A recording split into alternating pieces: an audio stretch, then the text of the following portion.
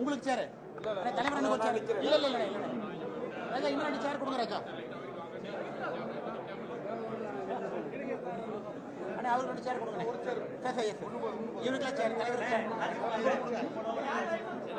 ஒரு சேர் கொடுங்க. 2 சேர் கொடுங்க ராஜா.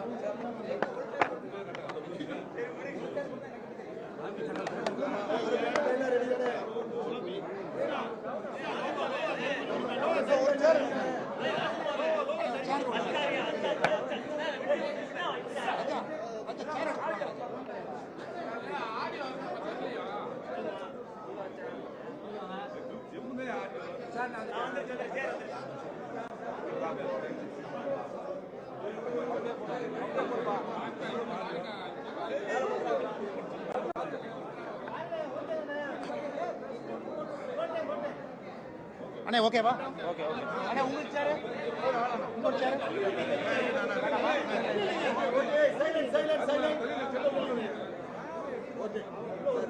அண்ணே அப்படியே விட்டுருங்க அண்ணே காலில் படு அண்ணே நான் ஒன்றில் கால் படல நான் கால் வச்சுக்கிட்டேன் சொல்லுங்கண்ணே. நான் ஃபெட்னா அமைப்பு வட அமெரிக்கா தமிழ் சங்கம், அமெரிக்காவில் கனடா நாட்டில் இருக்கக்கூடிய எல்லா தமிழ் சங்கங்களும் இணைந்து federation of North America Tamil Sangam ஃபெட்னான்னு இருக்காங்க. உலகத்தில் ஒரு மிக முக்கியமான ஒரு அமைப்பு. அவங்க அமெரிக்காவில் எல்லா ஆண்டும் கூட தமிழ் சமுதாயத்தை கலாச்சாரத்தை கௌரவப்படுத்தும் விதமாக ஒரு பெரிய விழா எடுப்பாங்க. கடந்த 3 ஆண்டுகளாக உலகத்தில் நம்முடைய தமிழ் சொந்தங்கள் யாரெல்லாம் தொழில் முனைவோராக இருக்கின்றார்களோ அவர்களை இணைத்து ஒரு விழா எடுக்கிறாங்க. போன ஆண்டு சென்னையில் நடந்துச்சு, இந்த ஆண்டு மதுரையில் நடந்து கொண்டிருக்கிறது. இன்னைக்கு காலையிலிருந்து சாயங்காலம் வரை தொழில் முனைவோர், இன்னோவேஷன், புதுமை தன்மை, அதையெல்லாம் மையமாக வைத்து காலையிலிருந்து சாயங்காலம் வரைக்கும் நம்முடைய தமிழ்நாட்டில் உலகத்தில் இருக்கக்கூடிய தொழில் முனைவோர்களை அழைத்து ஒரு கருத்தரங்கு நடத்திக்கிட்டு இருக்காங்க. ஜூலை 3ஆம் தேதி அமெரிக்காவில் முத்தாய்ப்பாக ஒரு பெரிய விழா நடக்க இருக்கிறது. அதில் பங்கேற்பதற்கு ஒரு பெரிய வாய்ப்பு அதனுடைய தலைவர்கள், அந்த அமைப்பில் இருக்கக்கூடிய அன்பு சகோதர சகோதரிகளும் அழைத்திருந்தார்கள்.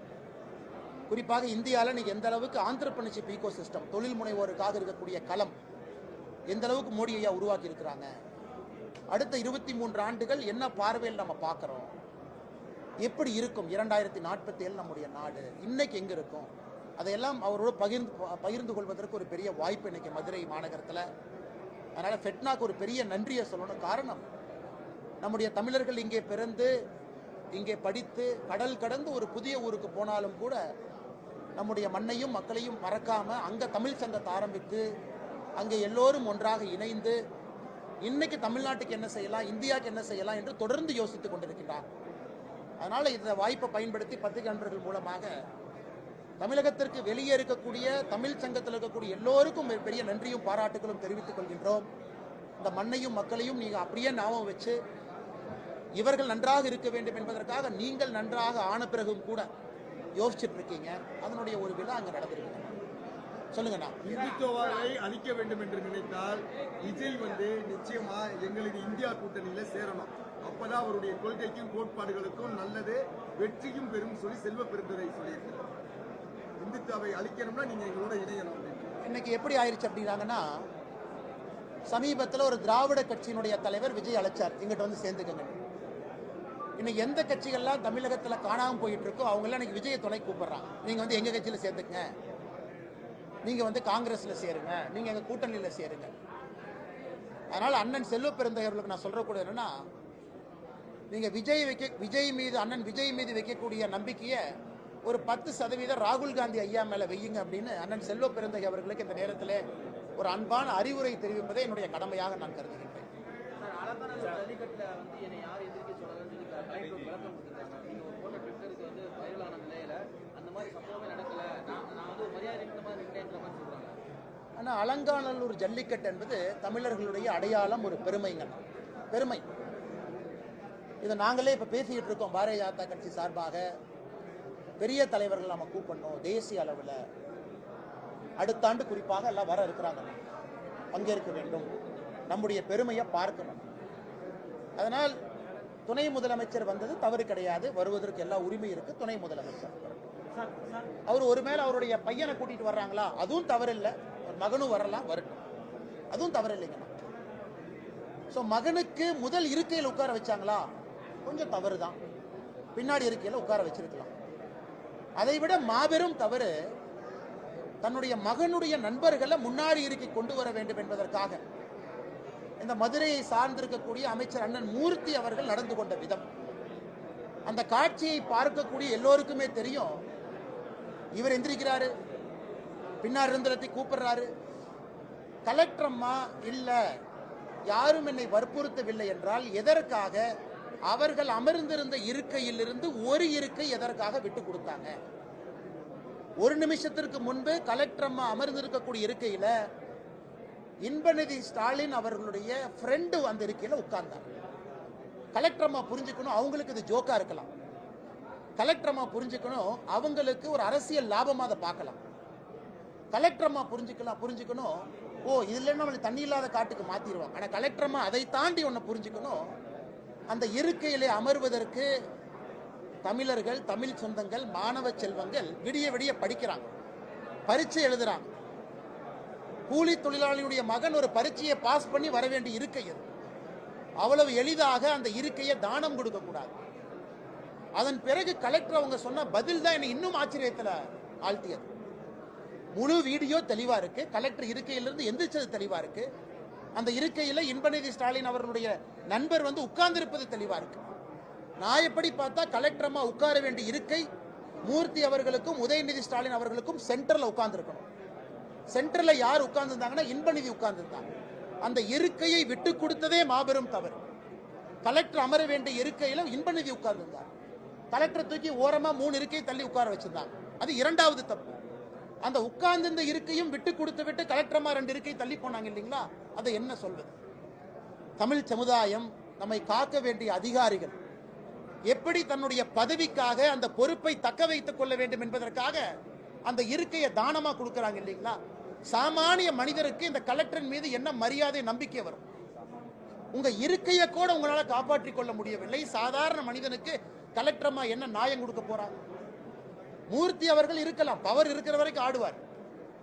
பவர் இல்லைன்னா சாதாரண மனிதனா கூப்பிட்டு உட்கார்ந்திருப்பார், அது வேறு. அரசியல்வாதி நான் பேச விரும்பல. அதிகாரிகள், அரசியல் கட்சிகள் வரலாம் போல, அதிகாரி அவங்களுடைய தன்மானத்தை விட்டு கொடுக்க கூடாது. ஏன்னா they are permanent politician. அதனால் மதுரையிலே நடந்திருப்பது மாபெரும் தவறு. நான் தவறு செய்யவில்லை என்று பத்திரிகை நண்பர்கள்ட்ட முட்டாள்தனமாக பேசியது அதைவிட மாபெரும் தவறு.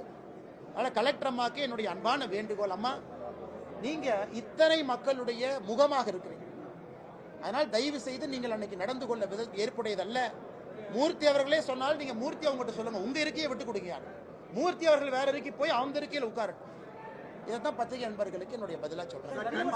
சொன்னபடி செய்து முடிச்சிருவீங்களா? அப்படி செய்து முடிக்கிற பட்சத்துல அது தமிழக முதலமைச்சர் கிடைத்த வெற்றியா தானே சார் பார்க்க முடியும்?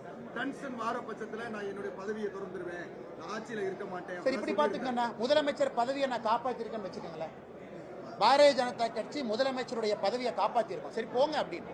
நான் 1.5 வருஷம் இருந்துட்டு போங்க, 2026 மே வரைக்கும் இருங்கன்னு சுசீந்திரன் சொன்னாங்க எங்க மாவட்ட தலைவர் மதுரை என்ன. அதற்காக பாரதிய ஜனதா கட்சி இன்னைக்கு முதலமைச்சருடைய பதவியை காப்பாத்திருக்கோம்னு வச்சுக்கோங்களேன். விஜயை எல்லாருமே எதிர்பார்த்து இருக்கிற சூழ்நிலை இருக்குன்னு சொல்லி சொல்றீங்க. அப்படி இருக்கிற பட்சத்துல பிஜேபிக்கு அப்படி சூழ்நிலை நான் எதிர்பார்த்து காத்திருக்கின்றோம் என்று சொல்லவில்லை. தேய தொடங்கிய கட்சிகள், இருப்பில்லாத கட்சிகள், இளைஞர்கள் அந்த கட்சியில சேர முடியாம இருக்கக்கூடிய கட்சிகள் எல்லாம் இன்னைக்கு வந்திருக்கக்கூடிய விஜய் அவர்களை யாரையோ கூப்பிடுறாங்க. எனக்கு இதே மதுரையில் அண்ணன் செல்லூர் ராஜா அவர்களுடைய பத்திரிகையாளர் சந்திப்பை மறுபடியும் நினைவு கூற விரும்புகின்றேன். அவர் விஜயை கூப்பிட்டாரா இல்லையா? என் கட்சியில் என்ன எங்களோட கூட்டணி போடுங்கன்னு கூப்பிட்டாரா இல்லையா? ஏன் கூப்பிட்டாரு? அவருக்கு தெரியும் அவர் கட்சி எப்படி இருக்கு. இன்னைக்கு அதே வேலையை செல்வ பெருந்தகை அவங்க செய்யறாங்க. பாரதிய ஜனதா கட்சிக்கு யாரையும் கூப்பிட வேண்டிய அவசியம் எங்களுக்கு இல்லை. வளர்ந்து கொண்டிருக்கின்றோம், பலமாகி கொண்டிருக்கின்றோம், இளைஞர்கள் எங்க பக்கம் இருக்கிறாங்க. ஆனால் நாங்கள் யாரையும் கூப்பிட வேண்டிய அவசியம் பாரதிய ஜனதா கட்சிக்கு இல்லைங்க. புதிய அரசியல் கட்சி தொடங்கி விமான நிலைய கையகப்படுத்தக்கூடிய அந்த இடத்தை வந்து மக்களை சந்திக்க விஜய் போறாரு. 7 இடங்கள்ல செக் போஸ்ட் அமைச்சிருக்காங்க, பல்வேறு கட்டுப்பாடுகள் விதிச்சிருக்காங்க. இது எப்படி பாக்குறீங்க? இதுக்கே இப்படி இருந்தா விஜய் அவர்கள் முதலமைச்சரானதுக்கு அப்புறம் மக்கள் எப்படி போய் சந்திப்பாங்களாமா? நான் கேட்கறேன், தெரியாம கேட்கறேன். ஏன்னா இன்னைக்கு காமராஜர் ஐயா முதலமைச்சராக இருந்து ஒரு செருப்பு போட்டுக்கிட்டு எங்க ஊர் பக்கத்துல, மோகனூர் பக்கத்துல பாத்தீங்கன்னா அப்படியே நடந்து போய் டேம் கட்டினால வரலாம். இன்னைக்கு ஒரு அரசியல் கட்சி தூங்கி இருக்கவங்க போறதுக்கு புரோட்டோகாலு, செக்யூரிட்டி, ஃப்ரண்ட் பேக்கு, அதுக்கு வந்து 1000 போலீஸு. அப்புறம் எந்த மக்களை சந்திக்க போறீங்க? என்ன குறைய கேட்க போறீங்க? மக்கள் சொல்ற குறைய அந்த கூட்டத்தில் எப்படி நான் வச்சுக்க போறீங்க? ஃபாலோ அப் என்ன? நாளைக்கு ஒருவேளை நீங்க எல்லாம் பதவிக்கு வர்றீங்க, எம்எல்ஏ எம்பி ஆகுறீங்கன்னா யாரு வந்து உங்களை சந்திக்க முடியும்? நான் 2 பேருக்கு கேள்வி கேட்கிறேன். ஒன்று தமிழக அரசு, இன்னொன்று இது போன்று சந்திக்க வேண்டும் என்று விரும்புவார்கள். அரசியல் என்பது எளியவர்களுக்கா, வலியவர்களுக்கா, இல்ல ஒரு பெரிய ஸ்டார் வேல்யூ இருக்கிறவங்களுக்கா, இல்ல அன்ப்ரூவனா அரசியலுக்குள்ள வந்தவங்களுக்கா, இல்ல இன்னொரு துறையில் நான் சாதனை பண்ணிருக்கேன், நல்ல நடிகன். அரசியல் வேறு, விஞ்ஞானம் வேறு, சரித்திரம் வேறு, பொருளாதாரம் வேறு, பிலாசபி வேறு. இதுக்கு என்ன சம்பந்தம்? இப்ப இரண்டாவது காவல்துறை. காவல்துறையை பொறுத்தவரை கட்டுப்பாடு விதிக்காம யாருக்காவது ஏதாச்சும் ஆனா அது காவல்துறை பதில் சொல்லணும். நம்ம காவல்துறை தான் நீங்க ஃபர்ஸ்ட் கேள்வி என்ன பண்ணீங்க, செக்யூரிட்டி கொடுக்க மாட்டீங்களா? இதையே நான் விசித்திரமா பார்க்கிறேன். அரசியல் இருக்கிறவங்க எளிமையாக நடந்து சென்று மக்களை பார்ப்பதுதான் இத்தனை காலமாக அரசியலை நான் பார்த்திருக்கேன். முதல் முறையா புரோட்டோகால், செக்யூரிட்டி, விஐபி, அதுக்கு இங்க அங்க இப்படி பார்க்கணும், அப்படி பார்க்கணும், இந்த நேரத்துக்குள்ள பார்க்கணும். அதனால காவல்துறையை கெடுபிடி வெடிக்கிறாங்கன்னு காவல்துறை பதில் சொல்லுவாங்கன்னு.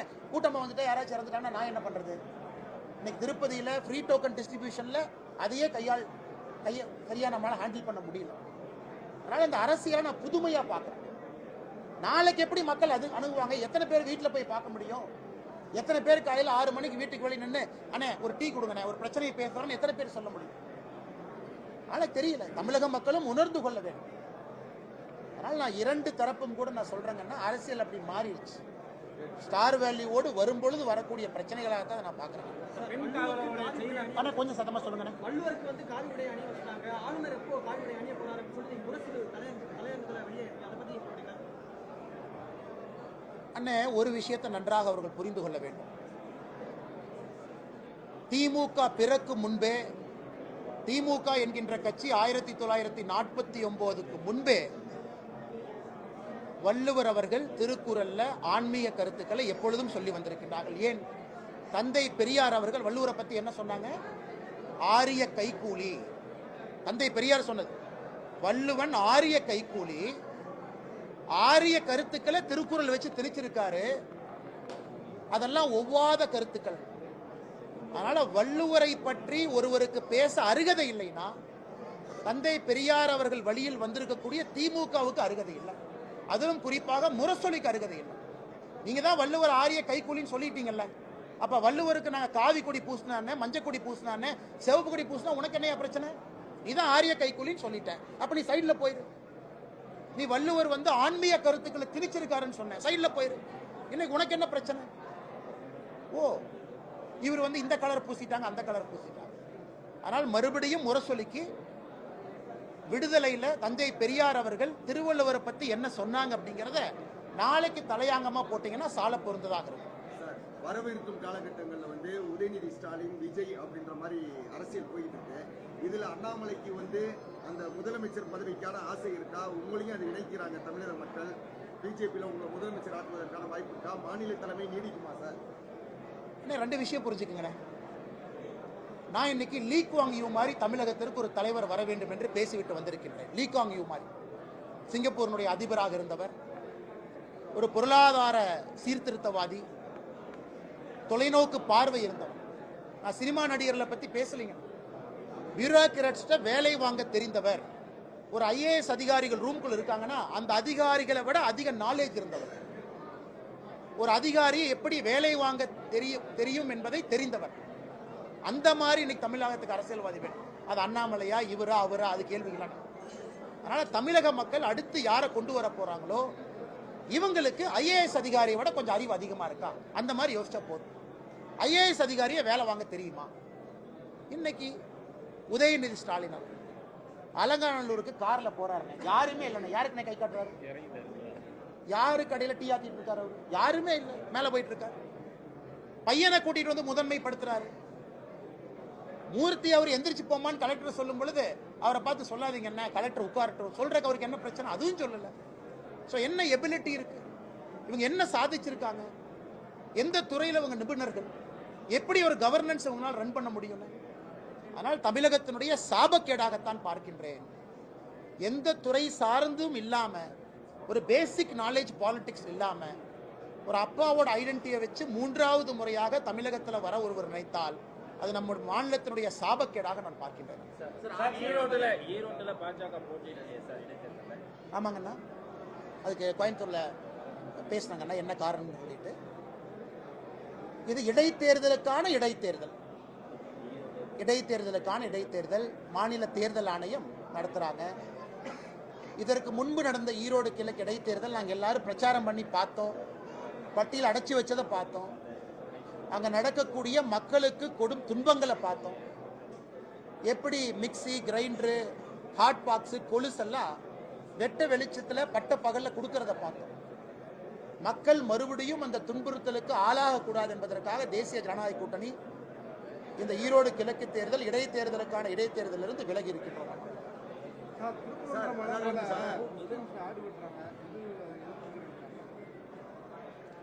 ஆனால் திமுகவை பொறுத்தவரை பிள்ளையும் கிள்ளி விட்டு தொட்டிலையும் ஆட்டுவார்கள் என்று திமுகவுக்கு சொல்லுவாங்க. இன்னைக்கு திருப்பரங்குன்றம் சரித்திரத்தை பாருங்க, ஹிஸ்டரியை பாருங்க, ரெக்கார்டை பாருங்க. அந்த மலை எப்ப இருந்து ஆறுபடை வீட்டில் மிக முக்கிய வீடாக, முதல் வீடாக இருப்பது எது? மலை கோவில், அதுக்கு மேல கோவில், அதற்கு இருக்கக்கூடிய சரித்திர சான்று என்ன? இந்து மதம் என்றொன்று உருவாவதற்கு முன்பாகவே இந்து வாழ்வியல் முறையில் இருந்த ஒரு மதத்திற்கு, மதம்னே சொல்ல முடியாது, வாழ்வியல் முறை அப்படி இருந்த ஒரு இடம். இன்னைக்கு இந்த மைனாரிட்டி பாலிடிக்ஸ், அப்பீஸ்மெண்ட் பாலிடிக்ஸ்குள்ள அதற்கு பேர் வச்சு, சிக்கந்தர் மலைன்னு ஒரு பேர் வச்சு, இவங்களே ஆட்டை தூக்கிட்டு போன ஒருத்தர் சொல்லுவாங்களாமா, போலீஸை போட்டு ஆட்டை பிடிப்பாங்களாமா. என்னென்ன அநியாயமா இருக்குது? மாட்டுக்கறியா? அது நான் சொன்னா நல்லா இருக்காதுங்க. அப்புறம் கோயம்புத்தூர்ல அப்புறம் நான் சொன்ன சும்மா சொல்லி விட்டுருவாங்க.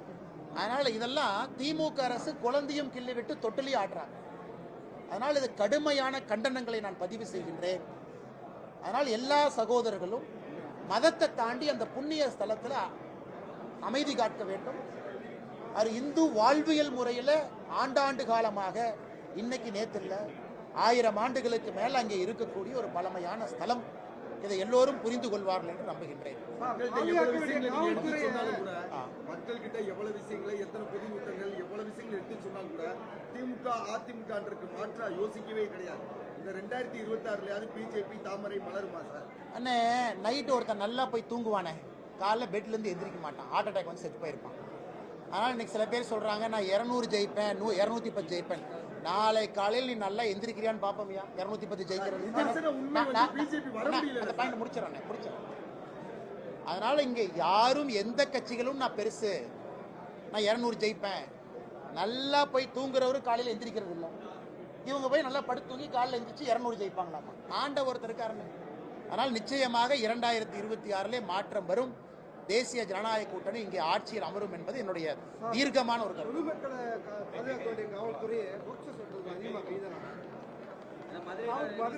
ஏன்னா நீங்க சென்னையில் கமிஷனர் பொங்கல் விழா வைக்கிறான், போலீஸ் ஃபேமிலி வர்றாங்க, அங்க வந்து ஒருத்தர் வழிப்பறி பண்ணிட்டு போறான். ட்வீட் போட்ட பாத்தீங்களா? ஏன்பா, உலகத்திலேயே பாதுகாப்பான இடம் எதுனா காவல்துறை ஒன்றாக இருக்கக்கூடிய இடம் தான் பாதுகாப்பான இடம். காவல்துறை குடும்பத்தோடு வந்து பொங்கல் விழா கொண்டாடுறாங்க, கமிஷனர் அவர்கள் குடும்பத்தோடு இருக்காரு, அங்க வந்து வழிப்பறி பண்ணிட்டு போறான். 8 செயின் காணாம போச்சாங்க. அதனால என்னத்தை சொல்றதுன்னு, அதனால தமிழகத்துல இன்னைக்கு காவல்துறைக்கு பாதுகாப்பு கொடுக்க வேண்டிய நிலைமை இன்னைக்கு வந்துருச்சு. ஒரு காவல்துறை ஒருத்தர் ரிசைன் பண்ணாரு பாத்தீங்களா? அண்ணே எனக்கு பாதுகாப்பு கொடுங்கண்ணே. ஆனால் இன்னைக்கு திமுக ஆட்சியில காவல்துறை நண்பர்கள் எப்படி இருக்காங்கன்னா, அவர்களுக்கு பாதுகாப்பு கொடுப்பதற்கு செப்பரேட்டா ஒரு ஃபோர்ஸை இந்தியால தமிழ்நாட்டில் முதல்ல உருவாக்கினா தான் இதற்கு ஒரு வழி கிடைக்கும் போல் தெரிகிறது. சார், பாலிசி இல்லாம அரசியல் பண்ண முடியாதுன்னு நினைக்கிறீங்க சார்? இப்ப இருக்க சூழ்நிலை. ஏன்னா கிராமங்கள் இன்னும் அந்த ஃபேஸ் வேல்யூ வச்சு ஓட்டு போட மக்கள் இருக்க தான் செய்யறாங்க. நம்ம ரீச் பண்ணுவோமா சார்? அந்த அண்ணே ரீச் பண்ணிட்டோம்னு நான் சொல்லிங்கண்ணே. பாரதிய ஜனதா கட்சி முழுமையடைந்து விட்டதுன்னு நான் சொல்லிங்கண்ணே. இன்னும் ரொம்ப தூரம் இருக்கு அந்த கட்சி போறதுக்கு. நிறைய மக்களை பார்க்கணும், நிறைய வேலை செய்யணும். உழைக்கின்றோம், வாய்ப்புகள் வரும் என்று நம்புகின்றோம். பாரதிய ஜனதா கட்சி தமிழ்நாட்டில் லேட் ஸ்டார்டர். அதான் சார் திருப்பி கேட்கிறோம். 2026ல அதற்கான வாய்ப்பு இருக்கு. வந்துரும் தலைவா. கேட்கிறோம். முதலமைச்சரை விடுங்க தலைவா, நல்லவங்க வருவாங்க, தேசிய ஜனநாயக கூட்டணி வரும். அதான் ஒரு உதாரணம் சொன்னேன். நல்லா போய் படுக்கிறவங்க காலையில் எந்திரிக்கிறது இல்லை. அதனால எதுக்கு நாம அவங்க பேசிக்கிட்டு, மாற்றம் வரும் நம்புவோம். யாருக்கு வேணும்? Thank you sir. 2026 பாஜகவுடைய இலக்கு என்ன? 2026ல் அண்ணா தமிழ்நாட்டில் முதலாக கூட்டணி ஆட்சி என்று சொன்னது பாரதிய ஜனதா கட்சி, தேசிய ஜனநாயக கூட்டணி. நிறைய டேலண்ட் வரணுங்க, நிறைய டேலண்ட் வரணுண்ணே. கவர்மெண்ட்டுக்குள்ள எல்லாரும் கவர்மெண்ட்ல இருக்கணுண்ணே. நிபுணர்கள் வரணுண்ணே. விவசாயத்தை பத்தி ஒரு நிபுணர் வரணும். நீர் மேலாண்மையை பத்தி தெரிஞ்சிருக்கக்கூடிய நிபுணர் வரணும். இண்டஸ்ட்ரீஸை பத்தி தெரிஞ்சிருக்கக்கூடிய நிபுணர் வரணும். நீங்க கேளுங்க, இந்த நிகழ்வுக்கு போன ஆண்டு முதலமைச்சர் அவர்கள் இந்த ஃபெட்னா கான்ஃபரன்ஸை முதலமைச்சர் அவர்கள் திறந்தாங்க சென்னையில். இப்போ ஏன் திமுக அமைச்சர்கள் வரல? அண்ணாமலை வருகின்றார் என்கின்ற ஒரே காரணத்திற்காக இந்த மண்ணை சார்ந்த அமைச்சர்கள் இந்த நிகழ்ச்சியை புறக்கணிக்கிறாங்க. அவங்க சொல்ல, நானே கண்டுபிடிச்சேன். அது என்ன, நான் நிகழ்ச்சிக்கு வர்றப்போ ஒரு திமுக அமைச்சர் இங்கே யார் வந்திருக்கணும்? நாயப்படி இண்டஸ்ட்ரீஸ் மினிஸ்டர் வந்திருக்கணும். போன வருஷம் இந்த நிகழ்வு நடக்கும்போது முதலமைச்சர் திறந்து வச்சார். இந்த ஆண்டு நீ அண்ணாமலையை கூப்பிட்டா என்னை கூப்பிடக்கூடாது, நான் வரமாட்டேன். இப்படியெல்லாம் அரசியல் பண்ணா எப்படி நான் தமிழ்நாடு முன்னேறும்? அண்ணாமலையும் வரட்டும், உங்க கருத்தை நீ சொல்ற, நானும் வர்றேன், எங்க கருத்தை நான் சொல்றேன். மக்கள் யாரை ஏத்துக்குவாங்க, ஏத்துக்கிட்டோம். இது ஆரோக்கியமான அரசியல். அதை விட்டுட்டு அண்ணாமலை வந்தா என்னை கூப்பிடாதுன்னா இந்த பிற்போக்குத்தனமான அரசியல்ல எப்படி ஒரு மாநிலம் வளரும்? இன்னைக்கு நான் சொல்றேன், எல்லா மேடையில் எல்லாம் நிப்பேன். 2026 எலெக்ஷன் எந்தெந்த தலைவர்கள் இருக்கிறாங்களோ எல்லாத்தையும் வர சொல்லுங்க. ஒரு மேடையில் தமிழ்நாட்டிலே 10 மேடை போடுவேன், 10 மேடை போடுவேன், 10 இடத்துல பேசுவோம். எந்த கேள்விக்கு யாரு வேண்டுமானாலும் பதில் சொல்லுவோம்.